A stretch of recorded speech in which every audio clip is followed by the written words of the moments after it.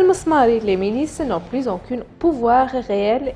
Le porte-parole du commandement général des forces armées, le major général Ahmed al-Masmari, a rendu compte des résultats des récentes opérations militaires dans les centres de bataille de la capitale Tripoli, soulignant que les forces armées avaient progressé dans la plupart des lignes de contact avec les milices de l'UIFAR et groupes terroristes.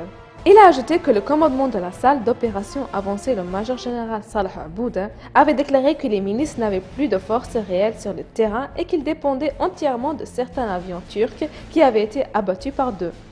Le major général al-Masmari a ajouté que le briefing de l'envoyé des Nations Unies en Libye, Ghassan Salama, avait provoqué beaucoup de troubles dans les rangs de terroristes à Tripoli. Comment Sarraj peut-il protester contre le briefing de Salama alors que Salah Badi et Oussama al-Jouaili, recherchés par la justice internationale, se battent avec lui? Al-Masmari a montré des séquences enregistrées d'éléments étrangers et d'organisations Al-Qaïda et a appelé les terroristes à se battre dans les rangs des milices du gouvernement Lufar, soulignant que les forces armées avaient un bilan complet de terroristes recherchés par la justice internationale.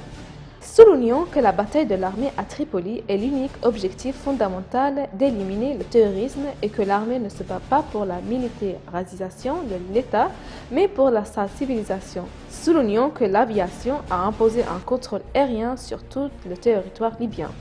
En conclusion, Al-Masmari a appelé la population de Tripoli à se conformer aux directives du commandement général qui demande d'empêcher les militants de pénétrer dans les quartiers et de prendre les civils comme boucliers humains.